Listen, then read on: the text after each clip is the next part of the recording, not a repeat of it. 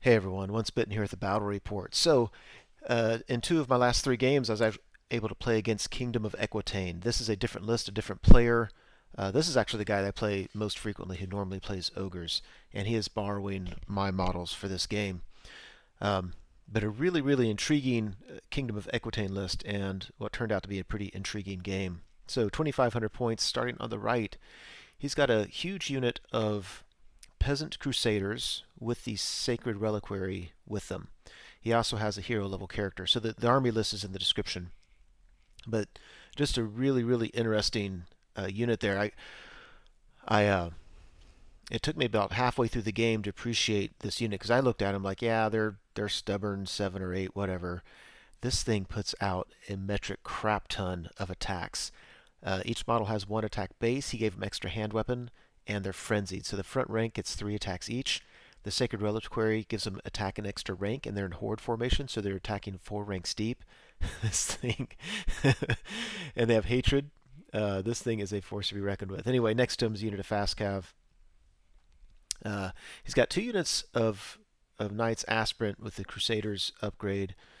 And then he's got his general as battle standard bearer and his spellcaster. She's in the back rank far left, in the rightmost unit. Unit of fast cav in between them. Then here in the hill, 2 units of archers and 2 trebuchets. I've got 2 units of Wildhorns, 20 each, that are ambushing, as well as 1 unit of feral hounds. Left, I've got my Centaur Chieftain, Gargoyles, feral hounds. Then I've got my scouting Mongrel Raiders ahead, a unit of Longhorns with my level 2 Lord of Shadow, my Beastlord, and my Battle Standard Bearer, a Chariot. Oh, second unit of Feral Hounds. I guess I'm not ambushing with them. A unit of 7 Minotaurs, and then 2 Gortach. So after Vanguard, it looks like that. So I'm looking at this. I'm thinking, I'm just not worried about his list. My ambushers are going to easily take care of his war machines. He's going to get 2 rounds of shooting with them, and they can do some stuff. I'm not really worried about that. I put my 2 Gortach on the right. 2 Gortachs, and I really think 2 Gortachs will take care of his knights, his peasant crusaders. I mean, that first round of combat when they get hatred, um, that could be a problem. His character in there has I think a virtue that or the Mace of Tristan, where he's always 1 strength greater than toughness. So he's strength 7, 3 attacks. So he in combination with all those guys might be able to kill one of the Gortachs. So that's a little bit scary. Um, but going into the game, I wasn't really worried about it. I've got my Longhorns that'll be stubborn as long as my general's alive. And my only concern there is my opponent's general, because he has what used to be the build I took with the used to be the Heartwood Lance and the heroic killing blow. So you wanted to be strength 4, and then you get to re-roll everything, just hoping for a 6. Well, he's got something similar, except he does. It's not a lance; it's a sword. So the blessed sword is he's always strength 4, which means against things that are really tough, he's not wounding unless it's a really high roll. And so he basically gets 2 shots of the dice to roll that 6. And a 6, of course, will ignore armor saves, ignores regen, and then does ordnance. So D3 plus 1 wounds. That scares me. Anyway, so we rolled off. He doesn't, because of the way the blessing works now, the ward save. He doesn't get any bonuses, but he still won the roll, and he moves up like you can see. And then I think during the magic phase, he moved this unit to fast cav. He just didn't really like how he had positioned him. And if you see that piece of candy, that means that's the. I think that's how he's marking the lore attribute from the path of white magic. It's basically a free wound. And I don't know, cast another spell and give a free wound to that fast cav. Then his trebuchet, he's on the hill, and I'm hiding behind impassable terrain. So we decided, and I think we were right in doing so, that they can see him. Like if you were a large target looking over a large target, could you see a medium-sized target? And the answer is yes. So he lands a rock on this guy's head and kills him, which is unfortunate. I had plans for that guy. More importantly, this made me feel a little bit dumb, is I had my gargoyles outside of leadership and reroll, and they failed their panic and ran off the board. I felt that was somewhat unfortunate. I definitely had plans for them. One, they can threaten war machines. Two, they're important redirector, and I really need to be redirecting these knights. The other trebuchet misfires and can't fire the rest of the game, so that's something. And then shooting kills a feral hound, and we go to beast herds turn 1. So, yeah, on the right, I charge feral hounds and a chariot into his fast cav. I really like the idea of one of them overrunning, hitting the Crusader, the peasants, and then on my opponent's turn, losing combat. Let's see, I would need to lose but not be killed and have them overrun, and then allowing my Gortach a flank charge. We'll see if that works. Yeah, there's that. I think I kill him. And ambushers come on the board. There. Ambushers come on the board here. I'm going to go back a couple pictures.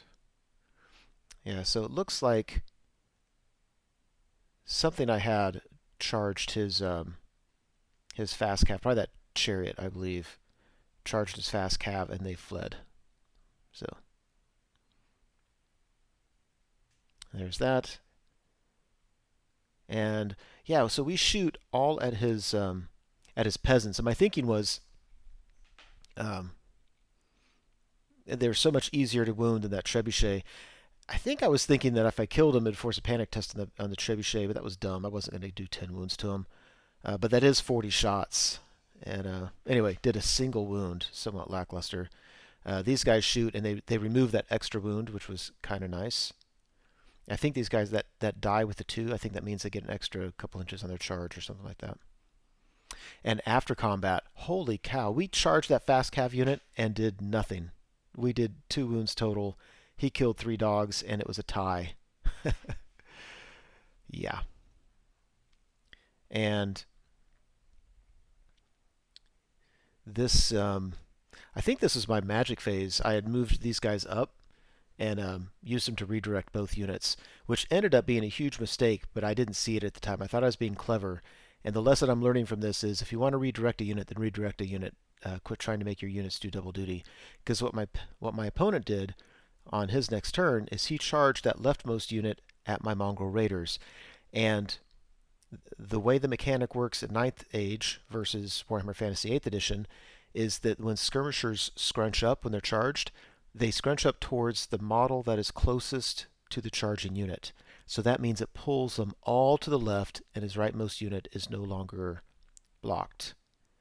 So if you look at on the top left, he charged the mongrel units.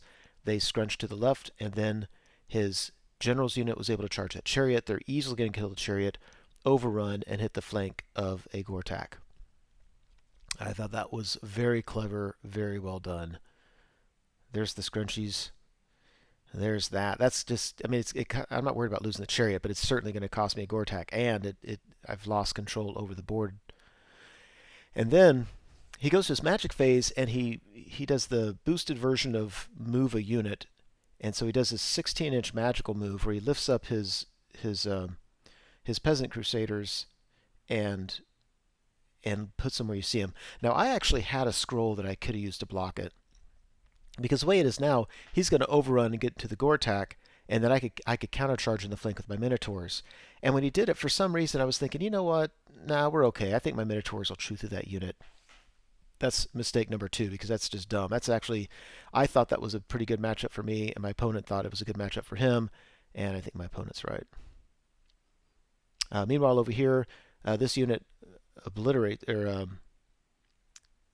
it does well. It kills the Mongrel Raiders, and then he overruns and goes like 11 inches. Probably a little bit farther than he wanted to go. And after combat, yeah, we knew that was going to happen. And we go to Beast Herds turn 2. So a lot of interesting things happen here. Overall, the board looks like that. Yeah, so these guys charge the trebuchet. I'm easily going to win that. The chariot charged his second knight's aspirant unit. Now my opponent, I think, knew that I was going to charge with the chariot, and then I was going to charge with the Longhorns, because a Chariot by himself isn't going to do anything to him. He liked the angle of flight with against the Chariot. So when I charged against with the Chariot, he fled, and he rolled like a 3. And so my Chariot, it was almost, I think I needed to roll anything but triple ones, and I got that whole unit. So huge swing towards the Beastman's favor. Same thing over here. He had fast cavalry directing my ambushing unit. He fled. He rolled nothing, and they easily caught him. And here I decided just to go ahead and charge in. That's one thing I like about these practice games is like I can just say, it's easy to say, you know what, let's just see. Let's see how it works out. So I charge in, and then when he's adding up the attacks, he's like, okay, let's see, we're 10 models wide, and I know the Grail Reliquary gets some attack and removes some guys from combat for the most part. Let's say we're 8 times 6, 3 attacks for the front rank and then 3 extra ranks. So 48 attacks plus the Grail Reliquary, and I'm just saying, holy cow. He's sitting on 4s, re-rolling to hit, and then wounding on 6s. He should do, I don't know, at least 12 or 13 wounds. So he rolls half the dice first, and he does 4 wounds on half the dice, and then I roll 4 6s for armor saves. I got insanely lucky. I'll go back to a picture there in just a little bit. After combat here, easily beat the Trebuchet, overrun, and panic one of the units of archers. I think one had already moved. I forget. I can't even tell now which was which. And after combat, if you look at the bottom, yeah, he did 8 wounds, but he should have done just a whole bunch more than that. We killed a bunch of guys, and I'm thinking, wow, that's it was probably a mistake charging my Minotaurs in, but the dice went my way, and I think we're good now. Meanwhile, he easily killed my Gortach and reforms, and there's just not a whole lot I can do, but I'm set up to take the charge. All right, we got a Knight's Kingdom of Equitaine turn 3. Really not a whole lot going on. He's rallying some archers. Basically, all he has left, he's got his peasants and his one big unit. So I'm thinking I should be okay here. My big concern in this combat is I can't get his general fighting my general. So I left my general out of the combat. I don't know in retrospect if that was a mistake or not. He's going to come in. We were playing one rule incorrectly. We thought that these, in addition to monstrous ranks, we thought this unit had monstrous support. So when they're frenzied, we were giving 2 attacks each all the way back of the line. Plus they get +1 strength on the turn they charge. This unit is just going to do a ton of wounds to my guys. As long as it doesn't kill my Beastlord, though, I'm going to be stubborn. The problem I have against him is I need to kill that Battle Standard Bearer, because as long as my General and Battle Standard Bearer are alive, his Battle Standard Bearer is stubborn. He has a virtue of Audacity against units. Anything in this unit that is strength or toughness 5 or better, he's going to be stubborn, and I can't have that unit be stubborn. So, for the most part, his general's issuing a challenge, so I'm going to accept with my champion, and I decided not to put my general in combat because he's going to have all those attacks. If I put him just touching the BSB, he'd have the BSB and 4 knights behind it, each one getting 2 attacks each at strength 6. And I was like, no, that's okay. And I think this is a magical move. Just move the archers up.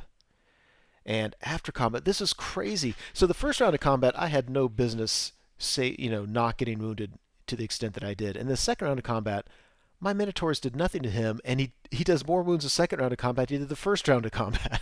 It made no sense. It made no sense whatsoever. Yeah, so that sucked. So the Minotaur, the one remaining Minotaur, is running away. And over here, yeah, he just does a ton of wounds. He kills the champion. And that's huge because that champion's a totem bearer. I really need the totem to go off. And if you look at it, my Battle Standard Bearer died from just combat. So now I cannot give this unit +1 attack, armor piercing 2, which is what I really needed. So, yeah, that's bad. So let's see up here. Yeah, we easily kill the Trebuchet. We go to Beast Herds turn 3. And here, I think I made a mistake. So it looks like this. And so again, I should trash him in terms of combat res. The problem is I need him to not be stubborn. So what I was doing was allocating all my Longhorn attacks on his Battle Standard Bearer. I've been doing it already, but he's 1 up rerollable. So he's got with my strength 5, he goes to a 3 up rerollable, and then he's got a 5 up ward. It's just hard to get any wounds past him. I didn't in the challenge. I gave him the champion from my Wildhorn unit, the one that just charged the flank, instead of my general, and I think that was a huge mistake because one, as long as that champion's alive, I have a chance for a totem on that unit. I tried for it. He stopped at my magic phase. More importantly, if we get a challenge and his general does kill my general, then his unit is no longer stubborn because there's nothing touching him that's strength or toughness 5. And I should beat him just through combat res. So that's what I should have done. Either I don't get killed by his general and we all stick around for a while, or I do get killed and I should beat him through combat res. I don't know. Hindsight's 20/20. Meanwhile, these guys charged a unit of archers. They fled, just like they've been doing all game. They've rolled like a 2, and we caught them, and then I reformed like that. And after combat, yeah, we did a fair number of wounds to the unit. We put a wound on the BSB, which was huge, and his general killed my champion, and otherwise we're all sticking around. The problem is, next time I can't help but get in a challenge with my general. I guess I could help it if I wanted to rely on leadership 8 without a reroll. Maybe that's what I should have done. Anyway, and he's going to get a countercharge. So he countercharges, it looks like that. If you look at the top, his archers charge the rear of my my Wildhorns. So now he has all the combat res. His general, he rolls all these rolls to hit, and then he rolls to wound. He misses all of them, and he rolls again. And he gets a 6. I make my ward save, but it's a blessed sword, so I have to re-roll it. So then I fail my ward save, and he rolls. All you have to roll on a D3 is 2 or better, and you kill a 3-wound lord. So he kills my general. I lose through a ton of combat res, and everything swings towards the Kingdom of Equitaine. Dogs fled through the building, panicking, and we go to Beast Herd's turn 4. So I've got a unit at the top left. Not really sure what they're going to contribute. Otherwise, everything, my Wildhorns on the right, they reform, and my Gortach is sitting there not sure what to do. We go to Kingdom of Equitaine turn 5. He turns his knights around to threaten everything else. He uses magic to move these guys. And the peasant bowmen, geez. I think those are all peasant bowmen. If possible, there's a magic spell too. But basically, cuts the wounds on the Gortach in half. Now, if I charge the peasant crusaders, there's a real good chance they'll kill him. Go to Beastlord's turn 5. I line him up to charge him anyway because I just don't care. I mean, I could run away, but what's the point in this game? My thought here was I'm going to charge these guys. Should easily beat him, overrun, hopefully get the points. He charges with his knights. I flee. I think I should be okay. Oh, I'm sorry. That was after combat. After combat. I couldn't do any wounds to him, and then I couldn't even break him. He's stuck. So his general unit charges them. His peasant crusaders charge my Gortach, and yeah, I kind of thought that would happen. I could have just ran him to the other side of the board, but that just didn't seem fun. So yeah, that didn't go well. This we didn't even roll because we knew how that was going to go, and the game ended up like that. Real fun game. I want this game back. I want to play against it again. I like my matchup. List on list, I like my matchup. I think there was 2 huge mistakes. One, playing around with my Mongrel Raiders, allowing my opponent to charge past him into the Chariot was a huge mistake. And not using my scroll when he moved his Peasant Crusaders was an absolutely mammoth mistake. What I don't have a good answer for yet are his unit of Peasant Crusaders, because now that I look at it, especially with that character there, my Gortachs, I think one Gortach automatically dies and the other one might die. And if he doesn't, he'll probably die the next turn around. So they're not a good matchup. Minotaurs certainly aren't a good matchup. I don't know what a good matchup is. I think what I'd have to do is just be prepared with a lot of chaff and either chaff them up where they can't do anything all game, or if they want to do something, they have to offer me a flank. But anyway, good game. Hopefully you'll see a rematch with this sometime here. Thank you so much for watching the video. I truly hope you enjoyed it. As you know, YouTube has a variety of functions you can use to interact with videos such as this. You can like or comment on the video, you can favorite it, you can share it, and of course you can subscribe to the channel. And I encourage you to do any or all of those things as a way of interacting between viewer and producer. As always, I appreciate your patronage on the channel and wish you all the best.